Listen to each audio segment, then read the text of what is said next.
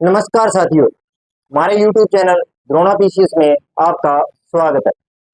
अपना टॉपिक चल रहा था अधिगम, और अधिगम के अंदर अपने पढ़ रहे थे पावलोव का सिद्धांत।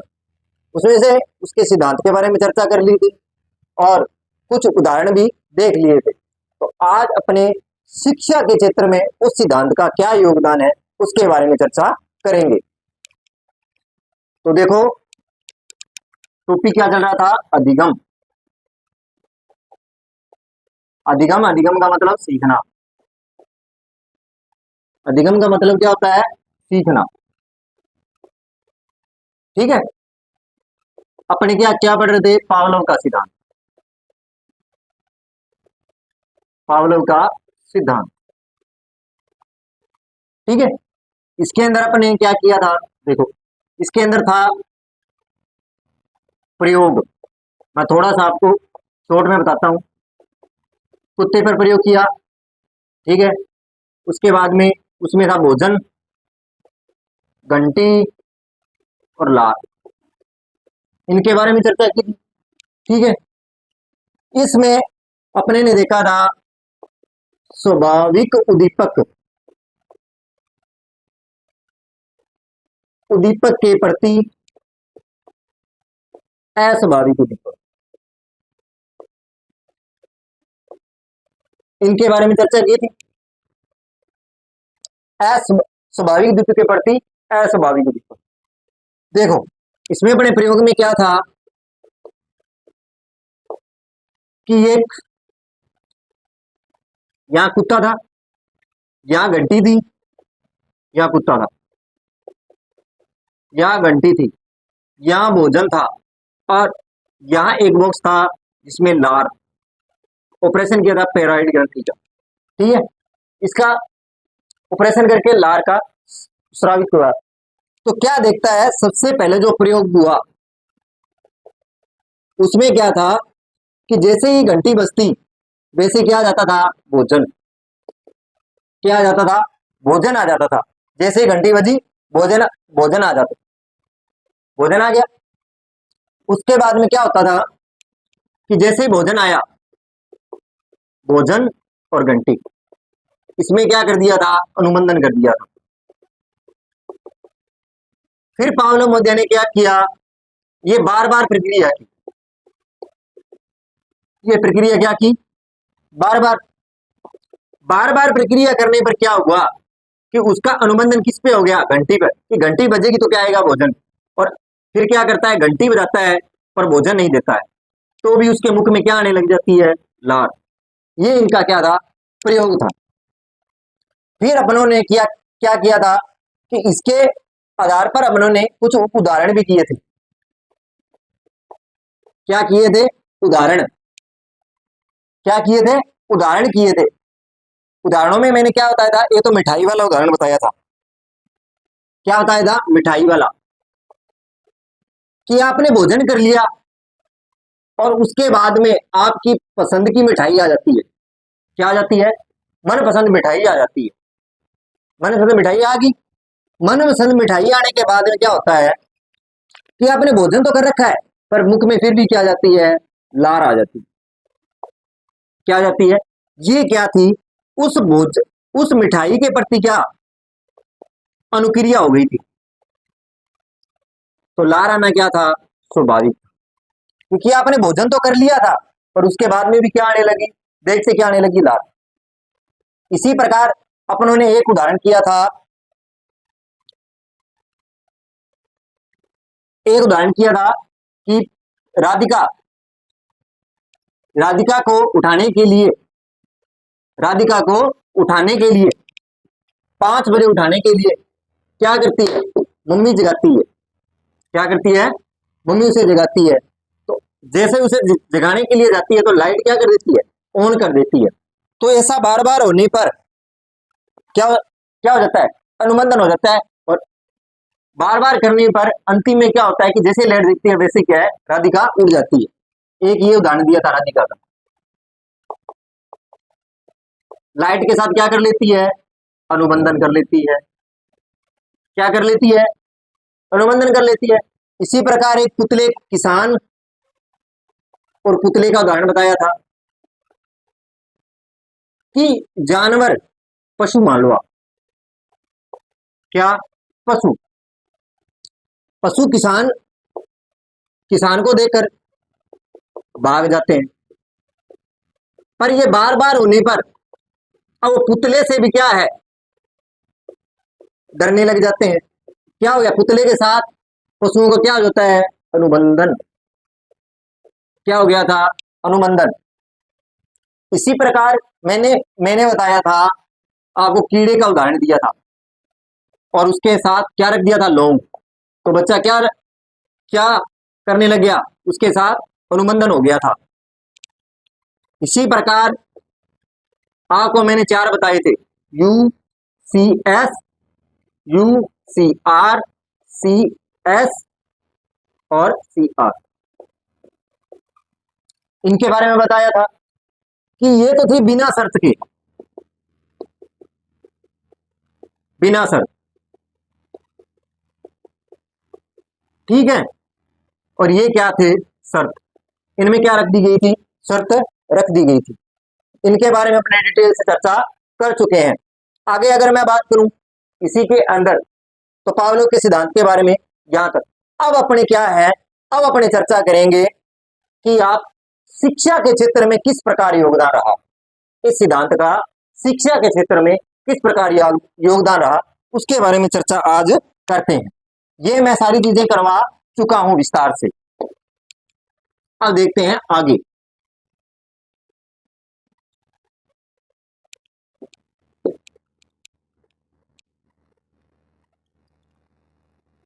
अब चर्चा करते हैं आगे।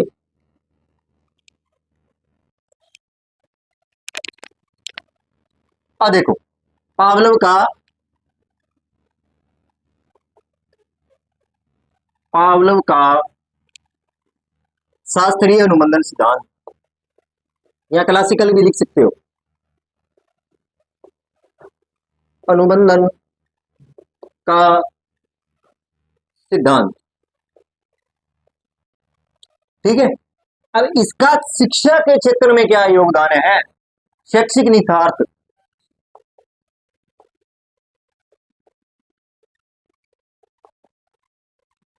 अपने इसके बारे में चर्चा करेंगे। इसका मतलब यह है कि शिक्षा के क्षेत्र में इस सिद्धांत का क्या योगदान है, इसके बारे में चर्चा करेंगे।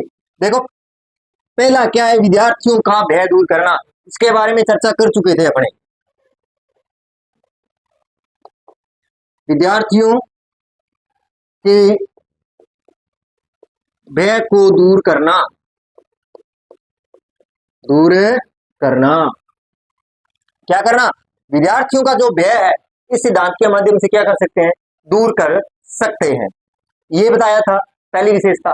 दूसरी विशेषता ये थी इसमें, अगर देख लो, कि विद्यार्थियों की अच्छी आदतों का विकास करना, विद्यार्थियों की अच्छी आदतों का विकास, अच्छी आदतों का विकास करना, बात समझ में आई। इसी प्रकार बच्चों को वस्तुओं के नाम सिखाना, बच्चों को वस्तुओं के नाम सिखाना,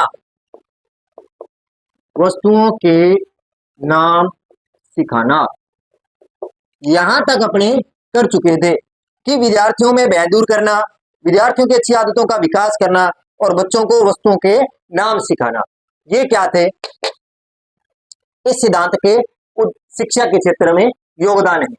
अब बात करते हैं अगले अगले उदाहरण की। आगे शिक्षा के क्षेत्र में क्या योगदान है इसका, इसके बारे में चर्चा करते हैं।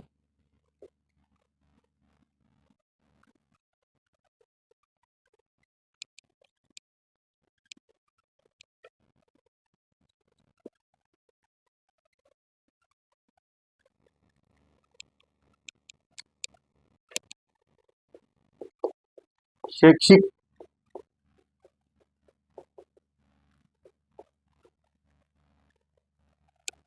अब देखो इसमें, अब आगे अपने देखते हैं पशुओं के प्रशिक्षण में।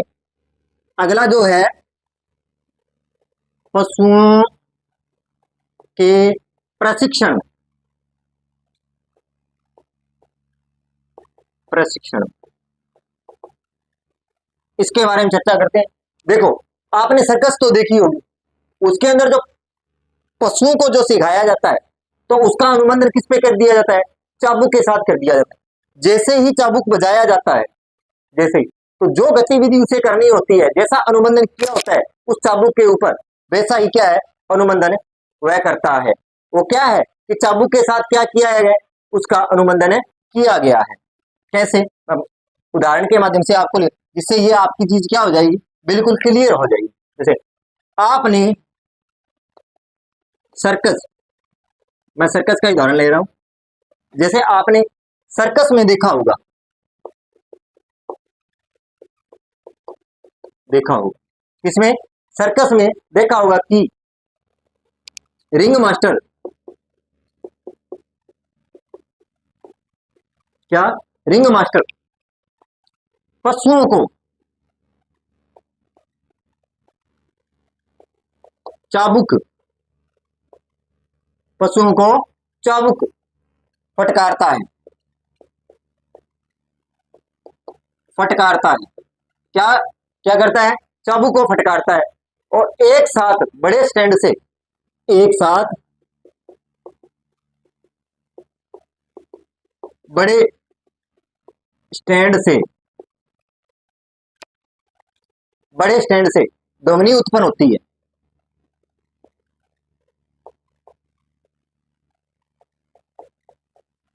क्या होती है, ध्वनि उत्पन्न होती है। क्या होती है, ध्वनि। और वहां पर अनुबंधन के उपयोग से, वहां क्या है अनुबंधन, अनुबंधन के उपयोग से, किसके उपयोग से, अनुबंधन के उपयोग से पशुओं को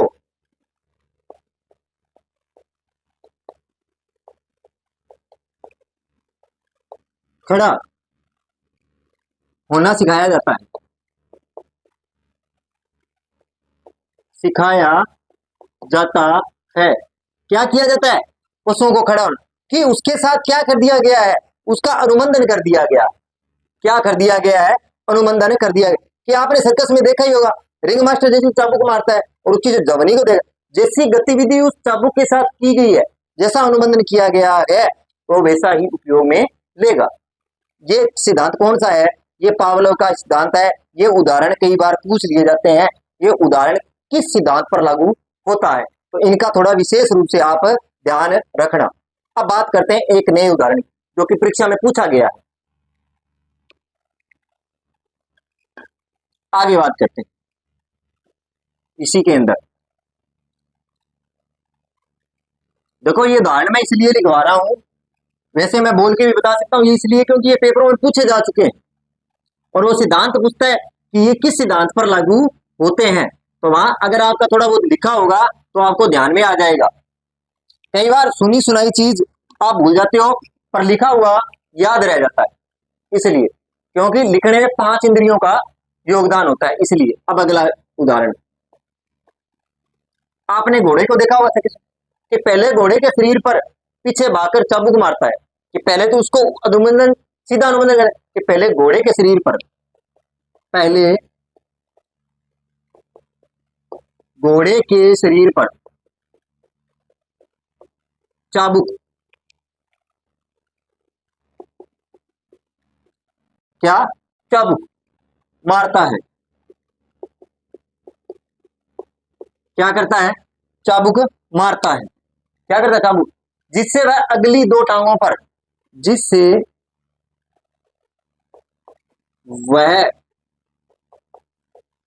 अगली 2 टांगों, अगली 2 टांगों पर खड़ा हो जाता है, टांगों पर खड़ा हो जाता है।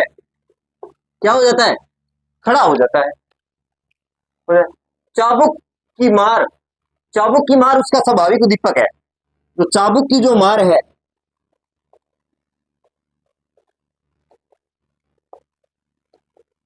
कैसा उद्दीपक है? स्वाभाविक। कैसा है? स्वाभाविक उद्दीपक है। कैसा उद्दीपक है? स्वाभाविक उद्दीपक है। पिछली टांगों पर खड़ा होना, और वही क्या है? उसकी स्वाभाविक अनुक्रिया भी है सब। और टांगों पर खड़ा होना,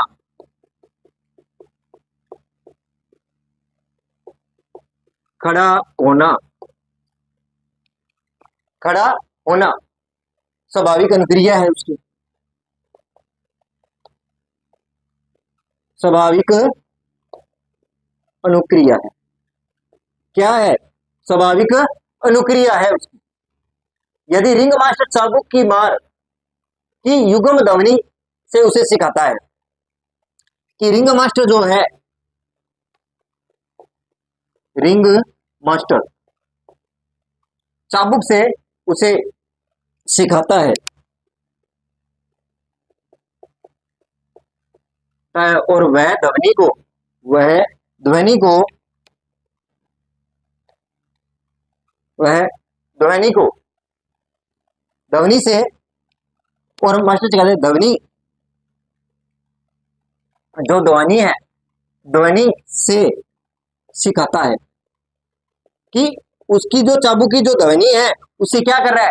वो सिखा रहा है। और ध्वनि की आवाज, अब क्या है कि वो ध्वनि की आवाज सुनते ही क्या कर लेगा? चाबुक मारने की जरूरत ही नहीं है, दो टांगों खड़ा कर लेगा।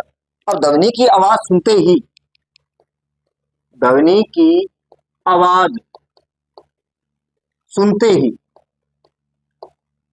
दोनों टांगे खड़ी कर लेगा। दोनों टांगे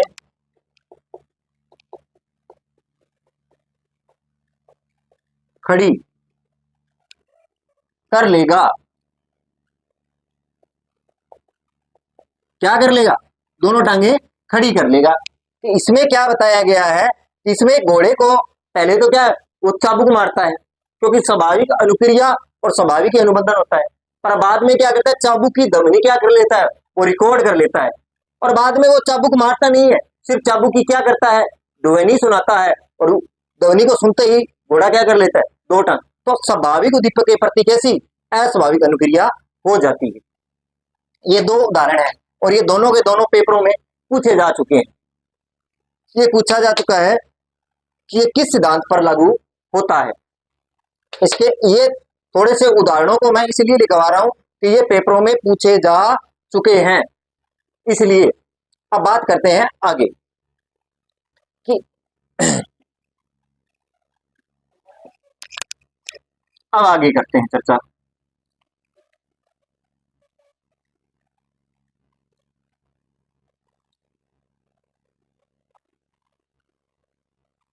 अब आगे चर्चा करते हैं। देखो,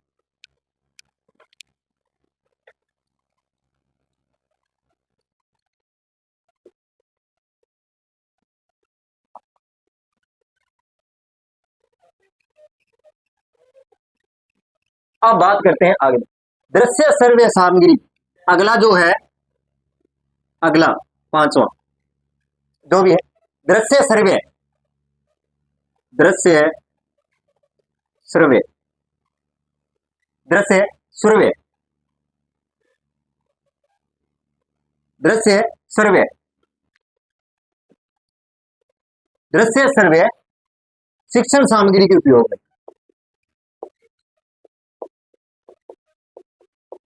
सामग्री के प्रयोग में, प्रयोग में, के प्रयोग में, इसमें भी इस सिद्धांत का योगदान है। इसी सिद्धांत, दंड पुरस्कार, दंड पुरस्कार, दंड पुरस्कार पर यह सिद्धांत आधारित है। यह सिद्धांत आधारित है। बात समझ में आई? दंड और जो पुरस्कार है वो भी इसी सिद्धांत पर आधारित है। दृश्य श्रव्य सामग्री जो है, शिक्षण सामग्री है, वो भी इसी उदाहरण पर है। इसी प्रकार क्रो एंड क्रो ने क्या कहा है? देखो, क्रो एंड क्रो ने, देखो क्रो एंड क्रो ने इसके बारे में क्या कहा। वो कहते हैं कि इस सिद्धांत में उन विषयों को शिक्षा के लिए उपयोगी है जिसमें चिंतन की आवश्यकता होती है। कि यह सिद्धांत किसके लिए उपयोगी है? उन विषयों के लिए उपयोगी है जिसमें किसकी आवश्यकता होती है? चिंतन की आवश्यकता होती है। यह बात किसने गई थी? क्रो एंड क्रो ने गई। क्रो एंड क्रो ने के अनुसार, क्रो एंड क्रो के अनुसार वो क्या कहते हैं कि यह सिद्धांत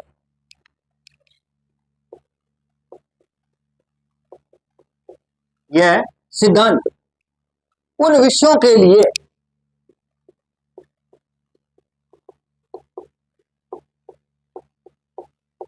उन विषयों के लिए शिक्षा में उपयोगी है। उन विषयों की आएगा, सॉरी, उन विषयों की शिक्षा, उन विषयों की शिक्षा के लिए उपयोगी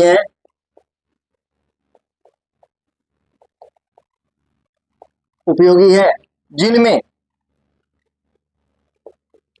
चिंतन की आवश्यकता होती है।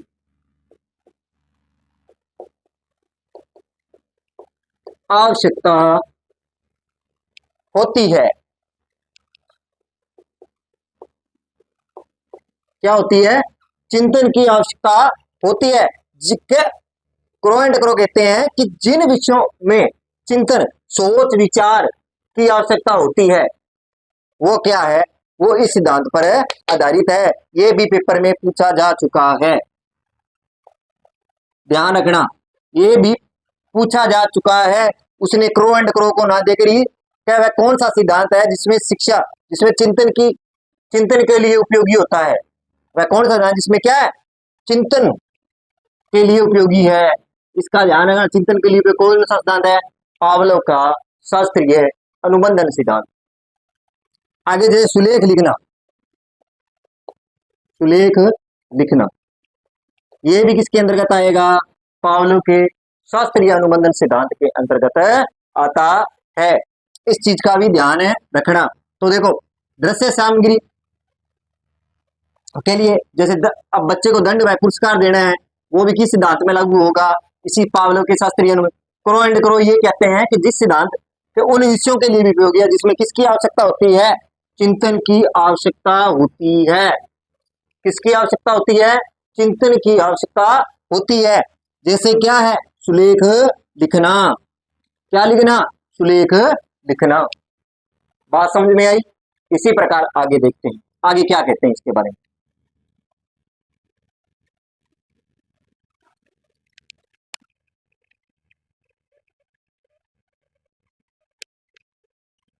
आगे देखते हैं इसके बारे में। आगे कौन से उदाहरण हैं?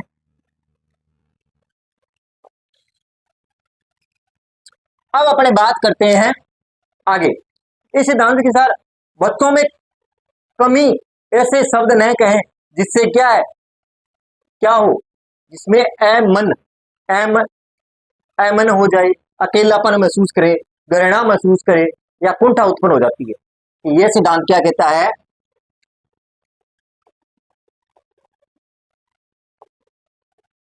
यह सिद्धांत क्या कहता है कि बच्चे की कमी में, बच्चे के कमी के अंदर ऐसे शब्द न कहें, ऐसे शब्द न कहें, क्या न कहें? ऐसे शब्द न कहें जिससे अकेलापन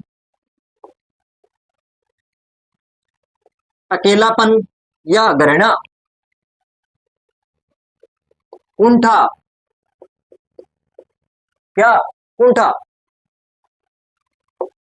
कुंठा आदि उत्पन्न हो।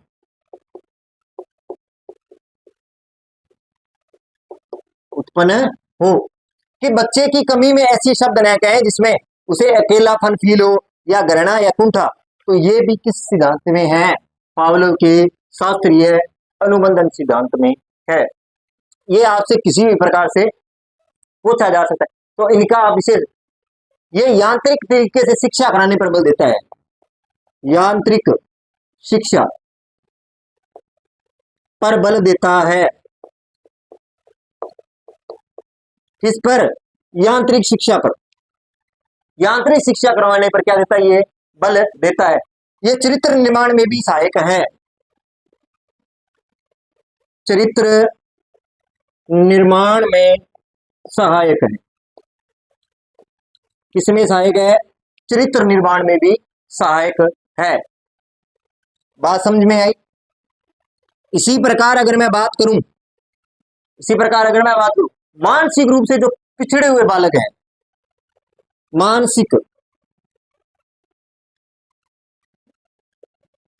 मानसिक रूप से पिछड़े बालक, मानसिक रूप से जो पिछड़े हुए बालक हैं, उन्हें प्रशिक्षित करने के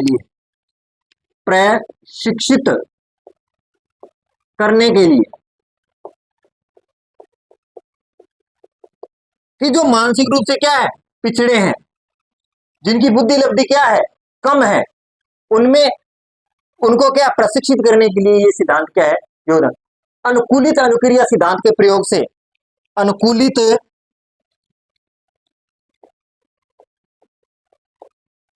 अनुक्रिया सिद्धांत के द्वारा,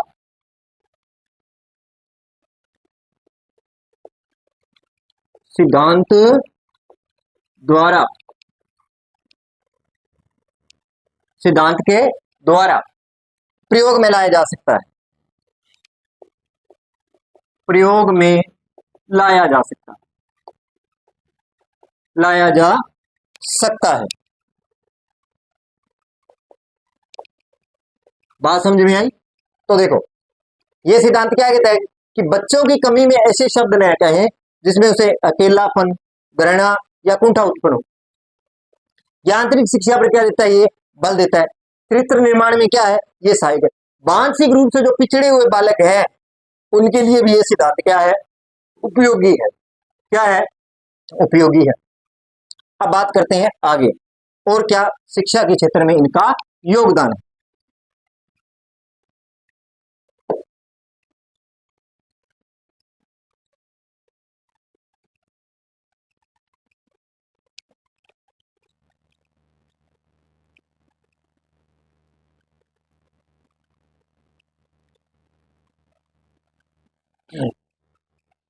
आगे बात करते हैं। आगे अगर मैं बात करूं तो भाषाओं के सीखने में भी उपयोगी है ये। भाषाओं को सीखने में उपयोगी है ये। भाषाओं को सीखने में उपयोगी है।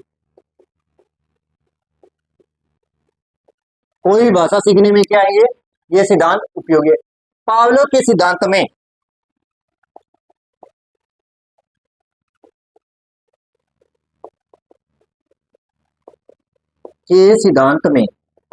क्या कि पावलो का जो सिद्धांत है उसमें शिक्षण अधिगम प्रक्रिया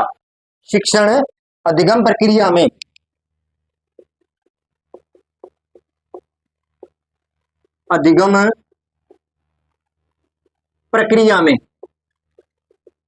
शिक्षण अधिगम प्रक्रिया में पुनरावृत्ति पर बल देता है। किस पर? पुनरावृत्ति पर बल देता है। किस पर? कि भाषाओं को सीखने के लिए उपयोगी है। पावलो का साथ शिक्षण अधिगम जो प्रक्रिया है उसकी पुनरावृत्ति पर भी क्या देता है? बल देता है। कि डमरू, जैसे एक उदाहरण और है कि डमरू जो होता है, डमरू आपने देखा होगा, डमरू पर बंदर या भालू नाचते हैं।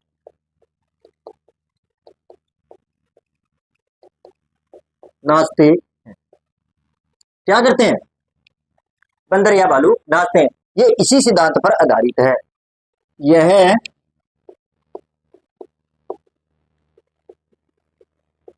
सिद्धांत पर आधारित है।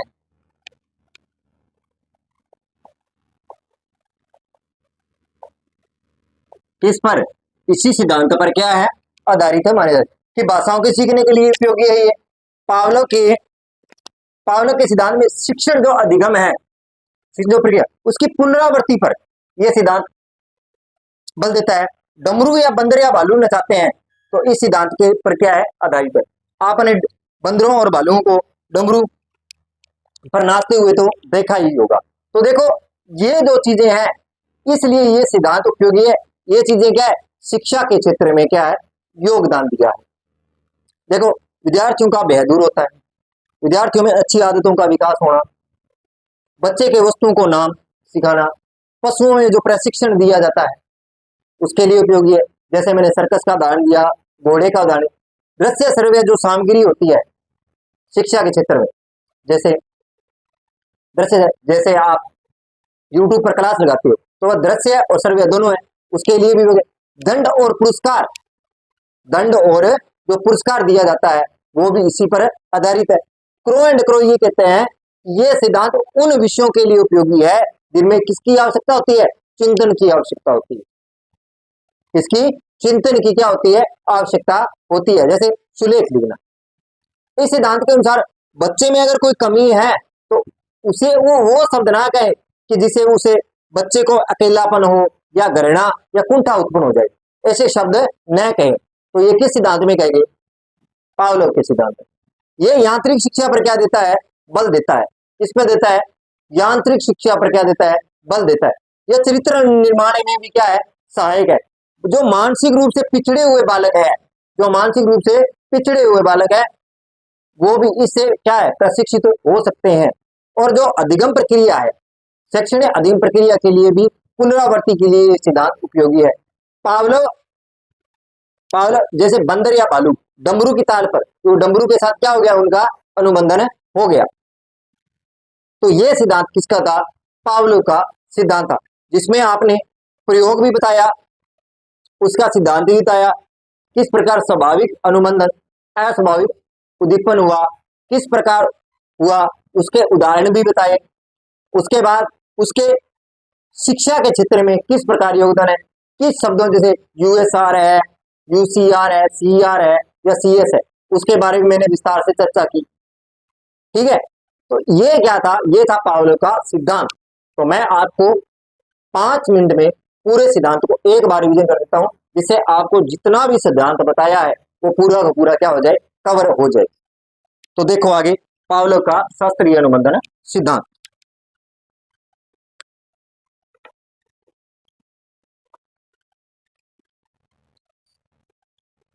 मैं शॉर्टकट में एक बार बता देता हूं, तो इसी के साथ ये सिद्धांत क्या होता है, समापन हो जाता है। इसी के साथ ये सिद्धांत क्या हो जाता है, पूरा हो जाता है शास्त्रीय अनुबंधन का सिद्धांत। तो देखो जो पावलोव थे उन्होंने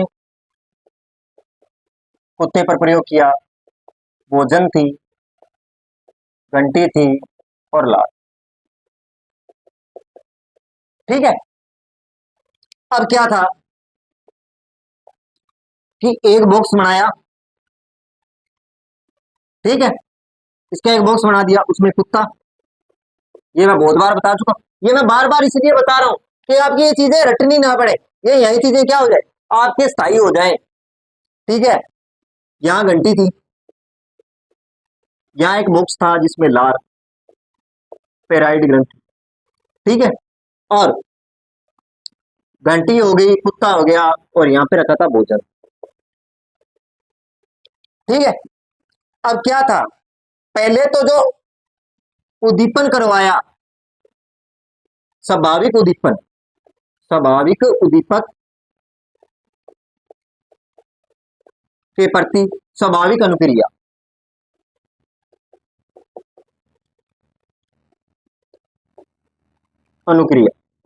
उसके बाद में क्या करता है, अस्वाभाविक स्वाभाविक उद्दीपक के प्रति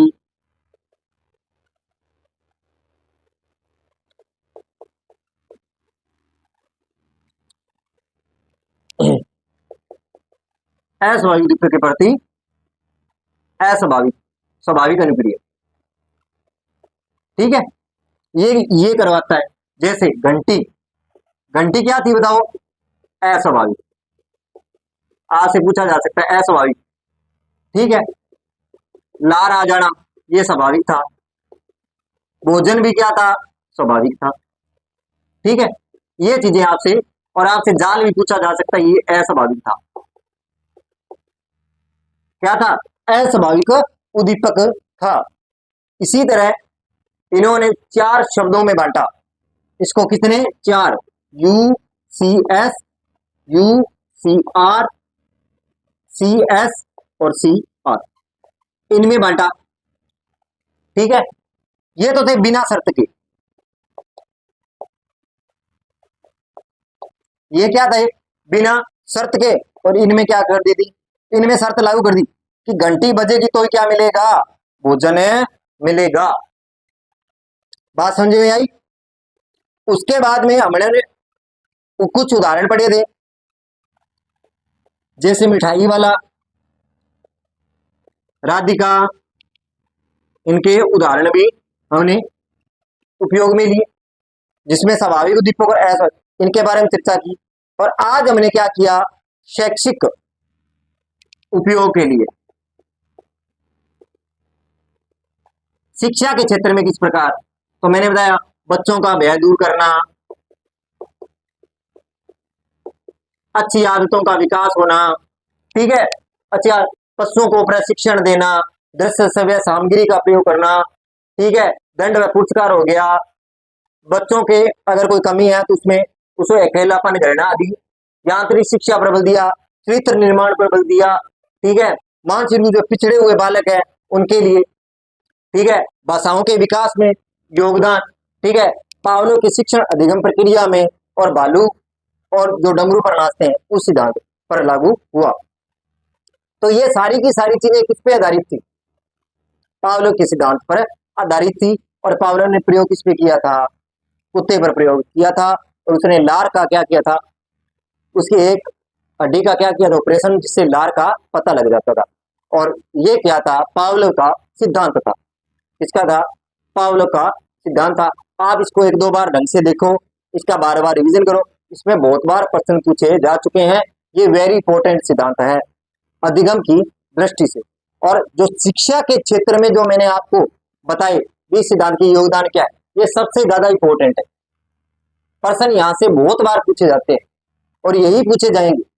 इस चीज का आप थोड़ा विशेष रूप से ध्यान रखना, क्योंकि इसी सिद्धांत में वो ज्यादातर प्रयोग पूछा जा सकता है, वो शिक्षा के क्षेत्र में प्रयोग पूछा जा सकता है। उदाहरण जो मैंने बताए वो उदाहरणों को ध्यान रखना, इसके सिद्धांत का प्रयोग का ध्यान रखना, पावलोव का है, इसके जो अन्य जो उपनाम है वो भी वेरी वेरी इंपॉर्टेंट है, उनका भी ध्यान रखना। तो ये था क्या, पावलोव का सिद्धांत। तो इसी के साथ अपना एक सिद्धांत पावलोव का सिद्धांत पूरा होता है। अपनों ने अधिगम के 2 सिद्धांत कर लिए, थॉर्नडाइक का सिद्धांत, प्रयास व त्रुटि का सिद्धांत कर लिया, और पावलोव का शास्त्रीय अनुबंधन सिद्धांत भी आज पूरा कर लिया। तो आज के लिए इतना ही। अगर आपको मेरी क्लास अच्छी लगी हो, लाइक करें, कमेंट करें, चैनल को सब्सक्राइब करें। धन्यवाद।